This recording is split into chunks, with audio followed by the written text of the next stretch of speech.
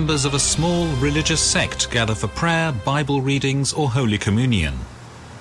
They're a Christian congregation of simple, God-fearing folk. Very nice people and very, very sincere. People who I think are very genuine in what they believe and what they want to do. These are the exclusive brethren. They believe they're chosen by God, and they long for the rapture, when the saints on earth will be separated from the rest.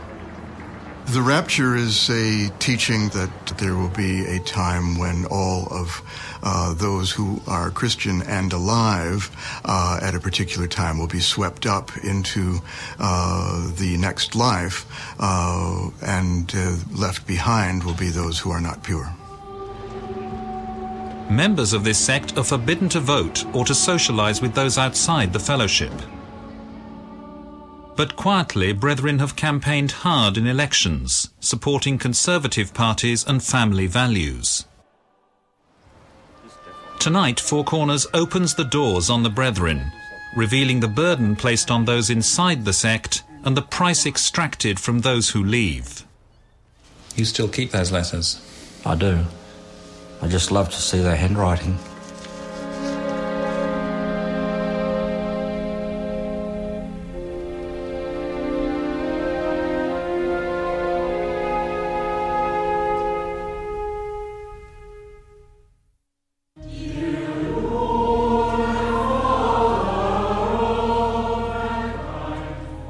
Folded away from the public's gaze in Australia, the exclusive brethren live their daily lives by the scriptures.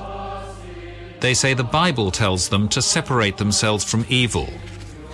Separation, they say, is as old as time itself. The scriptures from beginning to end teach separation. They're a group that take very seriously the need to withdraw from the world and to keep from being tainted with the world. The Brethren claim 40,000 members worldwide, around half of whom live in Australia and New Zealand. The world leader is a Sydney accountant called Bruce Hales. He's known as the Man of God, or the elect vessel. The Man of God is very much a figure of substantial power because he is the ultimate authority on the interpretation of Scripture within the group and plays that role. Brethren families take their lead from the Man of God. They won't send their children to university, and television, radio, personal computers and mobile phones are forbidden. In common with other fundamentalist Christian groups, the Brethren practice excommunication. Anyone who defies the universal leader risks being excommunicated. By disagreeing with the Man of God, you may indeed be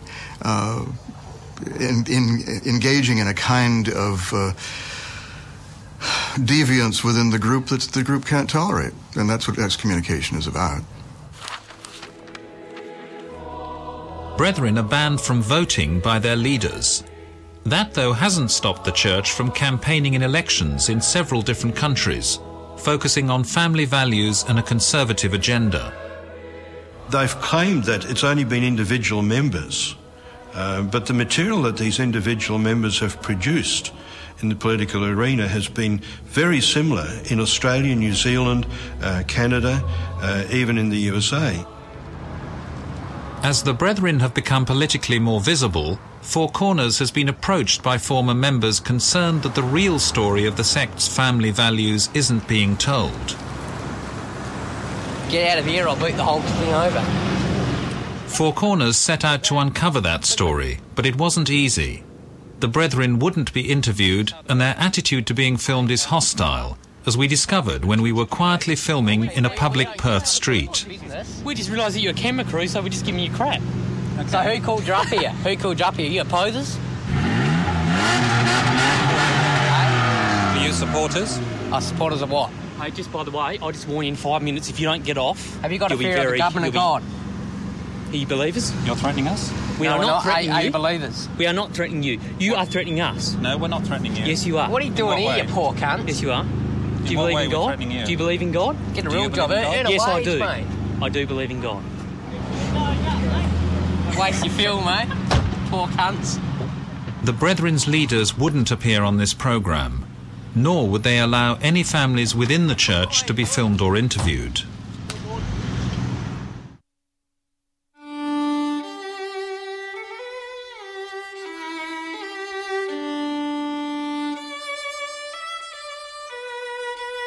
Former Brethren say you need to know the history of the movement in order to understand it now. The exclusive Brethren sect has its roots in 19th century Dublin, where a new fundamentalist Protestant movement was born. Its leader was an aristocratic clergyman, J.N. Darby. It came about in Ireland in the 1800s with John Darby particularly, who decided that they wanted to study the Bible and take things more seriously, with an emphasis on the evil of the world and separating from the world, to live with a greater dedication for God. Its members were known early on as the Plymouth Brethren, but soon there were two distinct breakaway groups, the Open Brethren and the more hardline Exclusives.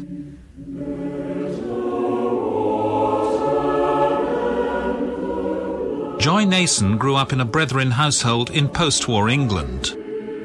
In the early days, I didn't think it was anything very abnormal. Was it good? Was it a loving, close community? Yes. When she was 10, her father decided they should emigrate to Australia. But like many girls growing up in a society that was becoming freer, she felt hemmed in. We were much better off and had much more comfortable family life. But things started to change. Things started to get more strict, and I started to feel embarrassed about belonging to this group of brethren. Embarrassed for what reason? Because I wasn't allowed to go to the pictures, for instance. We didn't have radio. And I started to feel different.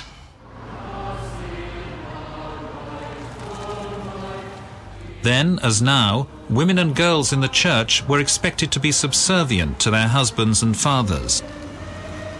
I'll never forget later on, when I was a young married woman, the Brethren coming to me and suggesting that I should only speak 1/10 of what my husband did. In New Zealand, Nairi Thomas also grew up in a Brethren family. It wasn't really until I started school that I realised I was different.